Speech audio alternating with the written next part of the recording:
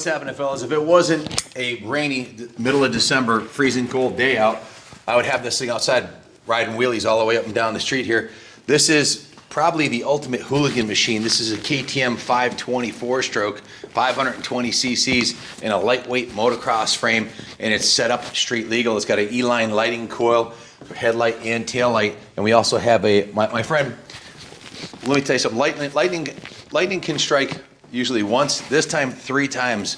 My good friend Eber Morse gave us not 1 but 3 basically NOS motorcycles, the XR200 that we just put out last week, the KE100, and this KTM 520Sx.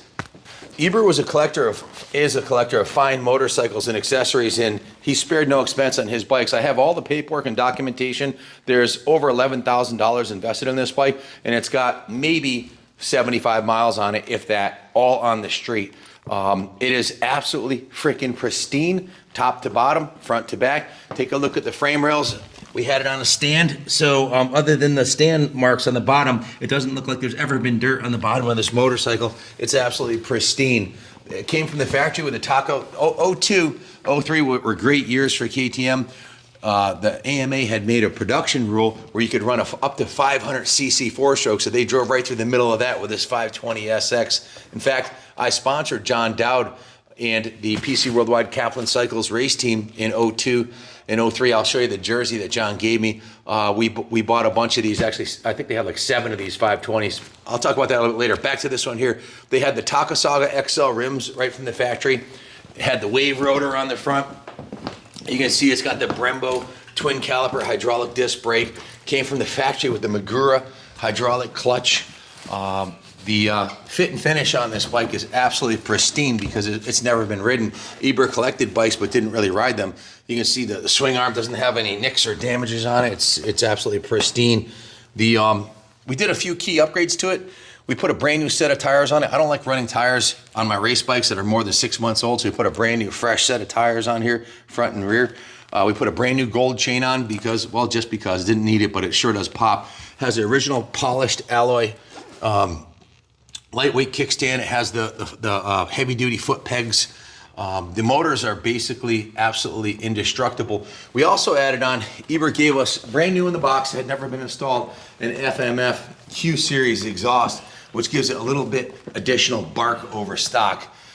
Came with a linkageless suspension in 02, 03, and of course it's got the matching Takasaga XL. You can see these things are absolutely pristine. They're like brand new because the bike has no time on it. So fully documented. Matter of fact, Eber was borderline obsessive with his documentation on every one of the motorcycles we got from him. I'll show you this in a second here, but we'll start with the good news. This title right here is it's a street legal title, state of New Jersey, titled in New Jersey. So I've got the original owner's warranty registration card. I've got full provenance on this bike, the actual original bill of sale. I added up all the invoices here. There's over $11,000 tied up in this bike, and it's essentially brand new. The warranty card, everything, all the documentation you get when you all the full provenance, and also all of the original documentation that came with it. The owner's manual for the WP 4357 and 4860 forks, and the WP 5018 PDS linkageless rear shock, which is in brand new condition. I left my business card in here, so when you buy this, you can send me a Christmas card and a thank you card for hooking you up with this bike. Even put a pen in there so you can sign it. Just kidding. But seriously, I feel like whoever gets this is getting probably the nicest original KTM 520 that still exists on the planet. And as far as the provenance goes, second to none. Check this out. I've got the owner's handbook. Absolutely pristine, no fingerprints or anything like that in there. I've got the 2001 Supercross and Motocross brochure here. Multi-page brochure, full line showing the full lineup. I've got the Hard Equipment 2001 accessories catalog, which has a lot of the stuff that's on this bike because the SX didn't come with the E-line lighting coil, didn't come with the oversized tank, didn't come with the moose seat, the bars. It's got the frame protectors, the Wizard's pointing out there. It's got the enduro clock, the E-line lighting coil, KTM orange bars, the decrosser, grips, the mirror, the Acerbis hand guards, all that stuff is optional and additional. On top of the 11,000 in receipts, because I don't have receipts for those items. There's probably, and I don't have a receipt for the pipe either. I don't have the receipt for the pipe. I don't have the receipt for the bars, the lighting coil, the lights. There's another, the seat. There's another $1,500. So realistically, it's actually, I'll have to sit down and figure it out. But it's probably closer to 13,000 than 11,000. That's tied up. It adds up quick. The seat, the rear fender, the license plate. Did I forget anything else? Did I leave anything out? Pretty much everything, yeah, you got it now. The kickstand was optional on the SX too, right? Kickstand was optional on the SX, yes. So back to the document. Front sprocket guard. Oh yeah, check that out. Show them that, Wiz. It's a Duval. Oh no, it's a toe power front sprocket guard, so you don't take the slave cylinder out. That's a $100 bill. Everywhere looks $100 bills. Aluminum. It's got the underground KTM magazine from that year. It has the spare parts manual right here for the KTM. So you get your spare parts manual, and it has the full 40520 repair manual. So if you ever did need to work on it, you've got the full repair manual. It's got the K-style clothing. Basically every brochure and article that KTM had in 2001 and 2002, including the hard equipment power parts. So, and it comes in the original KTM manual. Like I said, Eber was meticulous with his motorcycles and with his documentation, including the title, the warranty card, all the original dealer receipts, all that comes with it. Of course, the title here, and the work order from the Wizard when he had it in the shop. He put quite a bit of work in it too, and it was through the detail shop. Wiz, you want to talk about what you did in the shop on it? I think I already covered most of it. The chain. Yeah, chain and changed the oil. Of course, went through everything like the brake fluids and air filter and tires. Yep, I think I already covered all that. So brand and out of the muffler, we covered all of it really. brand new Dunlop tires. Oh, another thing that's added on to this is the radiator guards. Oh yeah, forgot about all that radiator too. guards. Yeah. There's another $100 bill. That's another $100 bill. That's right. So all of the brake fluid, the hydraulic masters, all the hydraulic fluid for the clutch, the brake front and rear master cylinders has been flushed. It's got new tires on there, new engine oil, new exhaust, new air filter. It's completely dialed in. So if you have any questions about it, give us a call, 860-454-7024. We are a new bike dealer, so we do offer financing through Freedom Road. Low interest rate financing. Give Junior a call. We'll hook you right up. I think I pretty much covered anything. If I forgot anything, I'll type it up and put it in the eBay ad for the auction. It's being auctioned off. Oh, I forgot these backgrounds. These are by Steiger Designs. Christy did the template for these. These are brand new backgrounds and a new decal on the number plates. She recreated this too. This is brand new. So all the decals are brand new. And all you got to do is peel your ones off and stick your number 9 or 69 on there, or whatever your number you are. Yep, carb's been cleaned, set, and adjusted by the Wizard. A new spark plug, new air filter, new oil. Really just what we'd call a preventative maintenance service, because the bike was essentially brand new. It's got no time on it.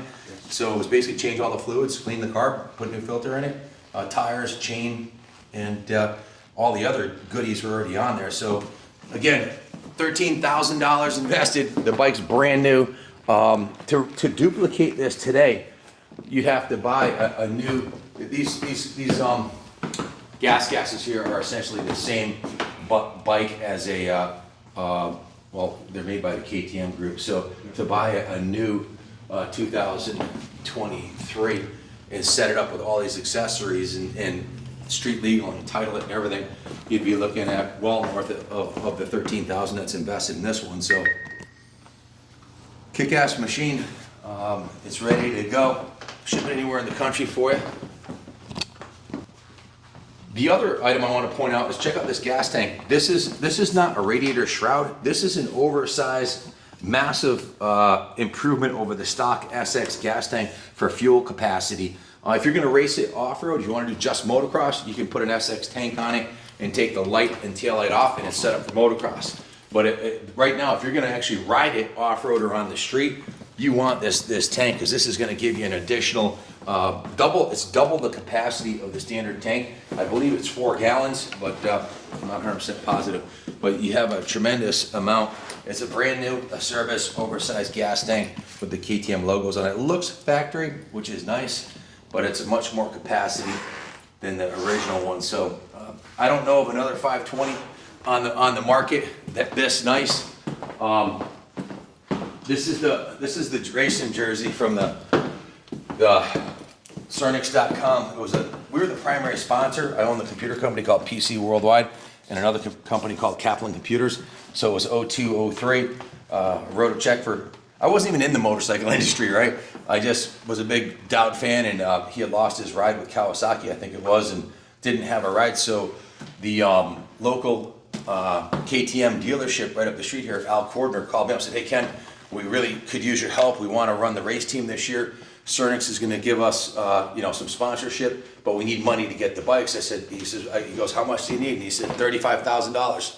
So I asked Kenny, talked to Kenny's mom, who was my partner in the business at the time, and did a little soul searching and decided we'd do it. So I called up Al back, wrote a check for $35,000, which at the time probably paid for at dealer cost probably 7 bikes back then, right, for a stock one. So wrote a check for $35,000 and never expected anything in return except for seeing John Dowd whole shot a bunch of nationals, which he did. And it's a pretty cool story because another one of our friends, Ron Bushey, was John's mechanic, and I got to travel with him to the nationals and behind the scenes. Went to a few races with him. I was too busy working to go to the whole series, but I did go to 3 rounds with him. And John was whole shotting with that stock 520 engine, and KTM sent him a 540 cylinder, which he rode a couple rounds with, but it was so fast, he was over jumping stuff, and it was almost uncontrollable. So he told Bushy, take the 540 kit out and put it back to a 520. And Wizard, actually, you ended up with the 540 I ended up kit. with a big ball kit for my dual sport. It was great on the road. I bet it was, Yeah. but I guess off-road, it was too much power for riding on a motocross track. So John was whole shotting in top 5, top 10. I don't think he ever was out of the top 10 on this bike right here, which was a production KTM with just a little suspension work and a stock motor, whole shotting the factory bike. So make no mistake, this bike is, although it's set up in enduro garb, this is an SX motor. This is an absolute horsepower monster. I'm not sure what they're rated for, but do you know what these are rated for? Back then it was like 52 horsepower. At the crank, or I mean at the rear wheel? At the rear wheel. Yeah, rear wheel. Yeah, that sounds about right, because a modern 450 is about 52 at the rear wheel. Yeah. A 20, we just tested a 2022 450 Works Edition, which has the heads and everything. 20 years of technology. Yeah, and that was 52 horse. The stock one was 49, and then we did Mario's YZ450F at 21, and that was 51 and change. So about 52 at the rear wheel. They advertise 60 at the crank, but you lose a lot between the chain and the tire and all the unsprung weight and everything. But anyways, I didn't expect anything in return, but I guess this is my return on investment. Is I had a blast with Dowdy and Ron Bushey, and got to travel behind the scenes. And then, of course, here we are. What is this? 20 years later, and I've got the bike, the actual same year model bike, and we get to talk about the story, something to tell the grandkids about. But this jersey is eternally on display here in the museum. But it's funny because we're starting a race team, and we're hitting hitting a bunch of the manufacturers and big companies up for sponsorship, and only one of them stepped up, and you'll see that soon who it is, because we'll be using their product and promoting their product and thanking them for their sponsorship of our race team. But it was, I don't know if it was easier back then to get sponsors or not, but in any event, and the sponsorship we're getting, we're super grateful for it, and maybe it's a karma thing, and it's all coming full circle, right? But this is a kick-ass machine. Dowdy still has his 520.